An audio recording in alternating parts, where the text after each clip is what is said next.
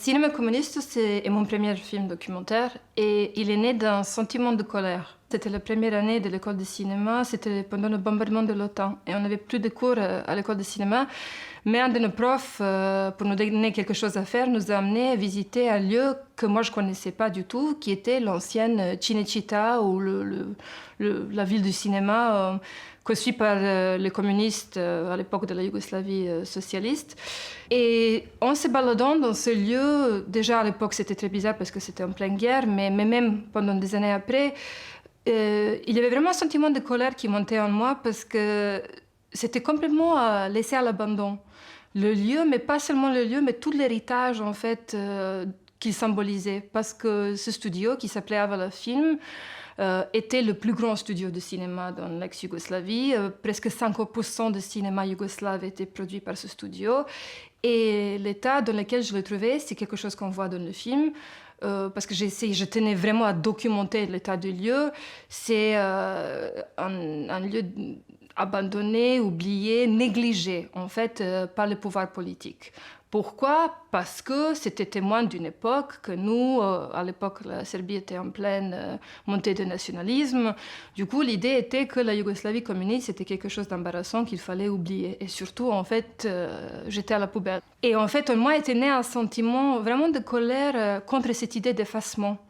Parce que déjà, mon enfance était marquée par ça. Le nombre des écoles ont changé quand le communisme a disparu, les fêtes publiques, le nombre des rues. Et du coup, il y avait vraiment un acte, à mon avis, très violent de se dire la seule façon de confronter le passé, c'est en fait de le faire disparaître.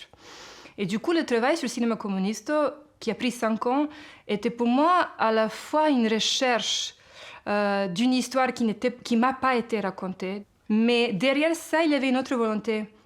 Et c'était vraiment de s'interroger sur cette idée de lieu de mémoire à travers lequel le récit politique d'un pays était écrit et vraiment faire cette mise en abîme du cinéma qui est utilisé pour faire l'image d'un pays et la disparition du cinéma comme le symbole de la disparition d'un pays. La chose qui j'ignorais à l'époque et que j'ai découvert au fur et à mesure parce que je me suis mis à interviewer le vieux travailleurs dans le cinéma et j'ai fait un casting de disons 50 personnages avant de constituer mon équipe de cinéma. J'ai décidé de choisir un réalisateur, un chef de studio, un comédien, un réalisateur. Et en constituant cette équipe de cinéma, j'ai compris qu'il y avait un élément qui était quand même clé dans l'histoire du cinéma yougoslave, mais dont moi j'ignorais l'importance. C'était le rôle de Tito dans tout ça. Tito était un grand cinéphile, ça je savais, un peu mais pas beaucoup. Mais en fait, la chose que j'ignorais, qu'il y avait un homme qui était son projectionniste pendant 30 ans, et surtout que cet homme, il était encore en vie. Sauf qu'il n'avait jamais donné une interview. Et c'est un homme qui se méfiait énormément des journalistes.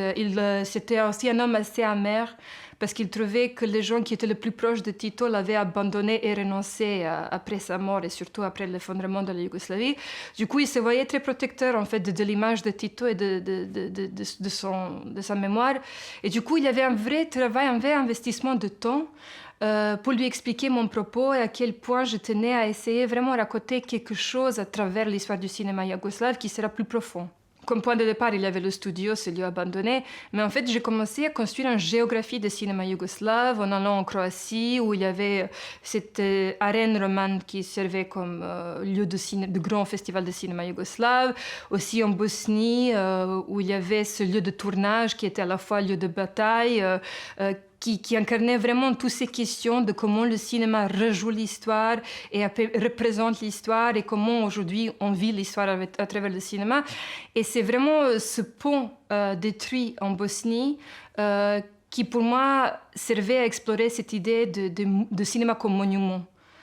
Et en quel point on l'utilise pour construire la mémoire publique et à quel point l'abandon de ces monuments aujourd'hui dit quelque chose sur la disparition de ce récit politique. Et du coup, c'était une grande aventure. Faire ce film, parce qu'il y avait ces rencontres incroyables avec des personnages qui étaient plutôt oubliés ou abandonnés, qui portaient quand même l'aventure du cinéma yougoslave, mais aussi parce que ça m'a permis dans la plupart des lieux que j'ai filmés, j'étais la dernière personne qui passait dans le lieu avec une caméra. Et du coup, à partir d'un moment, le travail sur le film est aussi devenu un travail d'archivage, de documentation des lieux qui étaient en train de disparaître. Déjà, toutes les choses qu'on voit dans le film, les costumes, les pellicules, tout ça, c'était jeté à la poubelle. Mais à partir du moment où je me suis fait cette idée de faire de ce studio, de ce Cinecittà, une métaphore pour le pays, je me suis demandé, est-ce que ce serait possible, en fait, d'essayer de raconter l'histoire de la Yougoslavie, mais qu'en utilisant les extraits de films de fiction? Et vraiment s'interroger sur cette question de la fictionnalisation de l'histoire, des récits d'histoire à travers la fiction. Et j'ai commencé une recherche des vieux films yougoslaves qui étaient filmés entre 1945 et 1980. Et là, j'ai compris à quel point ce cinéma était en train de disparaître parce que parmi les 850 films de fiction long métrage qui étaient faits pendant la Yougoslavie socialiste, moi, après 3 ans de recherche, j'ai trouvé à peine 300 films. Et du coup, après, il y avait tout un projet de regarder ces films, de trouver dans ces films ces petites scènes, les petits moments de dialogue, des échanges, où on voit en fait la construction d'un récit politique, où on voit des symboles d'un pays socialiste qui est en train de se mettre en scène, en fait. Il y avait un travail en parallèle qui était chercher les images documentaires, donc des archives documentaires qui témoignaient des tournages, donc ce qu'on appelle en anglais the behind the scenes, the making of. Donc, parce qu'à l'époque aussi, il y avait des reportages sur le tournage des films. Et cette recherche m'a amené beaucoup plus loin que les archives qui étaient dans l'ex-Yougoslavie, parce que j'ai trouvé des choses très intéressantes à l'INA en France, chez le BBC Motion Gallery en Angleterre. Parce que, vu que la Yougoslavie a produit pas mal de films qui étaient coproductions internationales, il y avait quand même un intérêt, de côté français ou anglais ou américain, suivre les vedettes qui venaient tourner en Yougoslavie, notamment Yul Brynner ou Orson Welles, Kirk Douglas. Et du coup, il y avait tout un intérêt d'un public international pour ces superproductions qui étaient filmées en Yougoslavie. Et j'ai trouvé des archives très intéressantes parce qu'il y a vraiment ce croisement de deux mondes, disons un pays socialiste qui est en train de produire des grandes vedettes de Hollywood, on l'appelle Hollywood de l'Est. Et en fait, je trouvais ça très intéressant à quel point ces deux mondes ils sont croisés là en Yougoslavie sur le plateau de tournage.